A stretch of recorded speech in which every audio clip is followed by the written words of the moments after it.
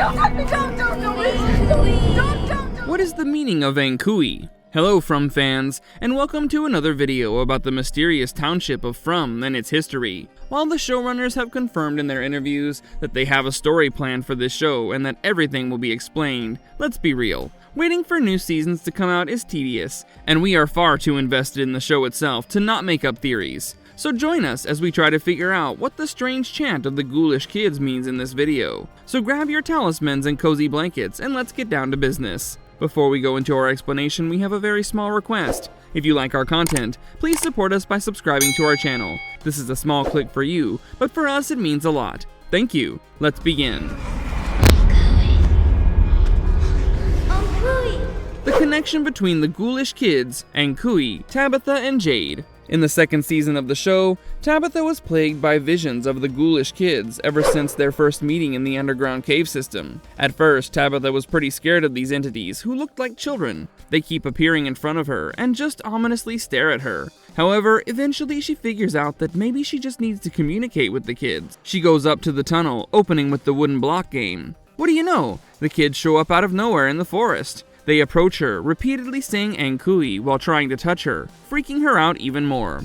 After a few episodes, Tabitha and Victor had their much-needed conversation, and Victor told her about his mother's mission, saving the kids from the tower. This is where Tabitha puts two and two together, and off she goes to the lighthouse to save the children. She follows their chants of Anghkooey, and goes up to the top of the lighthouse. The boy in white shows up, pushing her out of the lighthouse, so that Tabitha can wake up in the real world. Jade, on the other hand, has no connection with the ghoulish kids, but also ends up coming across them. He went inside the same tunnels to see the symbol that he had been obsessing over for so long, after learning from Tabitha that she had seen it there. Upon entering, he found himself in the center of what seemed to be a sacrificial bed with the ghoulish kids on it. They keep saying Anghkooey, and Jade looks up, following their line of sight, and ta-da! The symbol is there, made up of 3 roots. You might think that this is just me recapping everything that happened in the previous season, but wait, let me explain. So the word Anghkooey does not actually exist. However, there are words in different languages that sound awfully similar to this word.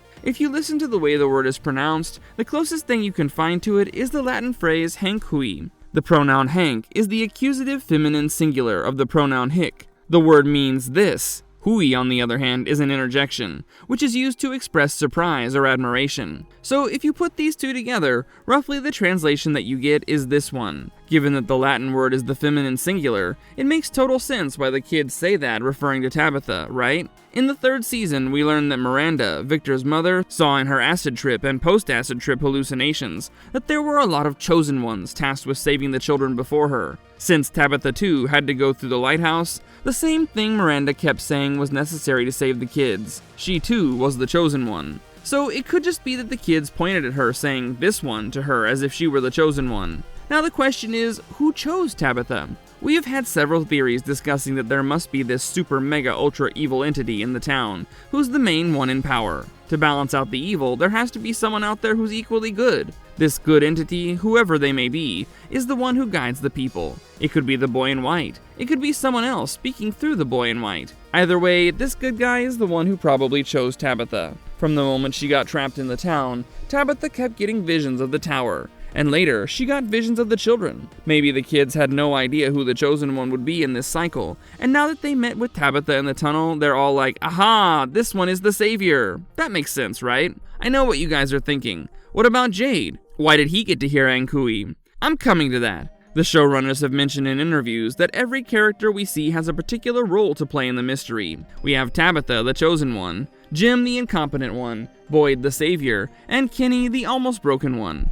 Obviously, these are not what the showrunners claim. These are my personal interpretations, and yes, I do not like Jim at all, but that's a topic for another video. Now, when it comes to Jade, at first I thought he was a non-believer. I mean, the religious vibes in this whole show are pretty heavy-handed, so it would make sense if there was someone who was absolutely polar opposite in terms of willingness to take everything at faith, to create a balance. But over the seasons, Jade has grown on me, and I think we can all agree that he's the one who can bring about the most chaos. Throughout the seasons, all the people that Jade keeps getting visions of are bad people. Christopher, the Civil War soldier, and now the Forbidden Kool-Aid guy. Christopher was already obsessed with the symbol, and from what we saw in the 4th episode of Season 3, I think the main bad entity spoke to Christopher via Jasper to corrupt him. I think the Civil War soldier and the Forbidden Kool-Aid guy went through the same route. They were all affected by the main bad guy, who came in close contact with them. Jade too will probably get super close to the bad guy, and then maybe he will rebuke the advances of the evil being, and bring an end to the cycle that the characters are trapped in. Now, in the 2nd season, the main thing that Jade was worried about was the symbol, yes? Finally, when he stepped into the tunnels, he saw the symbol, which was made of tree roots. 3 tree roots seemed to entwine, cross over across an opening in the cave, creating the very symbol that has been plaguing Jade. Here is where Anghkooey ties in with Jade. While the Anghkooey explanation I gave you for Tabitha was the Latin breakdown of it, let me give you the Beothuk breakdown of the word. For those of you who do not know, Beothuk is a tribe of Native Americans. They were in fact the first tribe that were encountered during the colonization of North America. The tribe led a very secluded life, and there's not a lot of information about them. However, from what we do know about the tribe and their language, we can identify one word from the show. In the Beothuk tribe, they used the word anui to describe forests or trees. And what was the symbol made of? Say it with me, everyone. Trees! That explains why Jade heard the word. It was supposed to be a clue about the enigmatic and frankly terrifying trees of the forest. I'm sure a lot of you have noticed that the symbol has been changing, which means that the tree roots are moving. We have seen Victor measuring the distance between the trees often, and he kept saying that the trees were moving. The forest surrounding Fromville is a mysterious place, and maybe, just maybe, the kids were trying to warn Jade about the symbol and the connection with the trees. But wait, this is not where the connections end. If we look at the pronunciation of the word again, and look at Greek, we will find another word, Anghkooey, which is extremely similar. This word is pronounced Anghkooey, and guess what this means? It means she, he, it listens. Remember when in the 1st season, Tabitha was busy digging her hole in the basement, and then Jim got through to someone on the radio? Yeah, the guy on the other side told Jim that Tabitha should not be digging the hole, so someone was listening in. In the 2nd season finale, Boyd proudly tells the forest that they cannot break him. And what did we get in the 3rd season premiere? Yep, the cowboy creature quoting him, word for word, proving that they were listening indeed. Guys, the breadcrumbs are all connected. It makes total sense, right? But wait, there's more! Anku, the harbinger of death. In the French region of Brittany and other regions of Celtic legacy, one would often hear of the Anku, part of the Breton mythology and folklore. Dressed in his black Breton garments, this thin, tall figure is a source of despair for the living. He's described wearing a huge hat, partially concealing his face, and carrying a scythe with the blade turned outwards. I know, major Grim Reaper vibes. But let this be known, he is not death. He is the footworker of death. Initially, Anku was tasked to continue the cycle of life and death with a hammer, just like Caecilius, the Gaul god of nature, life, death, and Dagda, the Irish god of druids, and the land of the dead. However, over the years, the Anku became solely associated with death, and eventually, we get this Grim Reaper-like version that carries forward the souls of those who have perished. It is said that the last one, or the first one to die in a year, takes on the role of the Anku, and has to look over his parish until he's replaced. When the Anku is described as the last deceased of the year, the first ones who die that year become his ghostly helpers. Although it's said that the Anku first came to be when a tyrannical prince challenged death himself, usually the Anku is depicted as this extremely polite man of few words.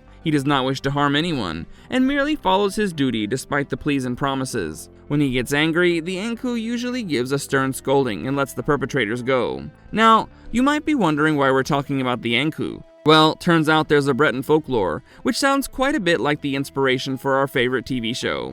Once upon a time, there were 3 brothers who were coming home from a party. They were a bit drunk and decided that they should pull a prank, so they dragged a tree to the road and blocked it, stopping others from using the road after them. Later that night, they wake up to loud bangings on their door, and someone ominously orders them to remove the tree from the path at once. In most of the versions, when the brothers open the door, they don't find anyone. But when they try to close the door, they're unable to. And they ask the age-old question, "Who is it? What do you want?" And the ominous voice orders them again to remove the tree. The 3 brothers comply, and then discover that the stranger who was stuck on the path because of them was Anku himself. Their prank had cost the Anku an hour of his journey. So, as a consequence, these brothers would all die 1 hour sooner. If they had not complied so quickly, the brothers would have owed Anku a year of their life for every minute they kept him waiting. Of course, there are other variations of this folklore, but doesn't the whole fallen tree thing sound awfully similar? There's another tidbit that I would like to share in my defense for introducing the Anku into the show's mythos. The Anku is sometimes described as a shadowy figure.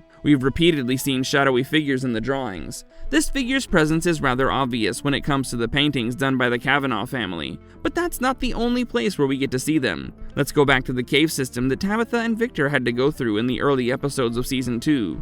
In the drawings on the cave walls, we saw 3 different colors being used: red, black, and white. The red depicted the main evil entity. Following that, we had black being used to depict the symbol and other inanimate objects, whereas white was used to depict the forest, the people, the kids, living beings. If you look closely, you'll see that the big bad evil drawn on the cave wall is actually not alone. It's depicted to have a shadow, marked in black. Not even the creatures painted as red stick figures have the shadow, let alone the humans painted in white. So doesn't that confirm the presence of the Anku in this mysterious township?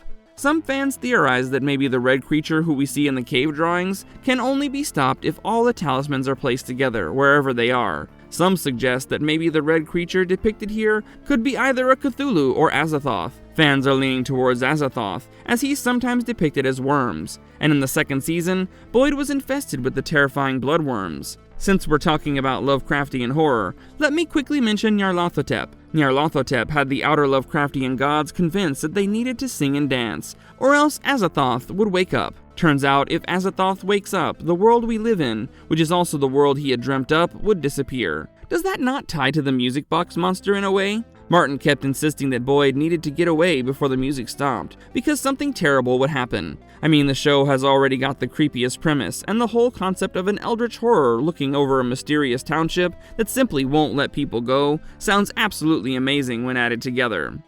Marvelous verdict. The nods to pagan rituals and Norse and Celtic mythology are very prominent in this show. The showrunners have created a brilliant story that has left us fans scratching our heads with each episode that comes out. I know we've all heard of the From theories that maybe all the characters are actually dead, and they're stuck in limbo.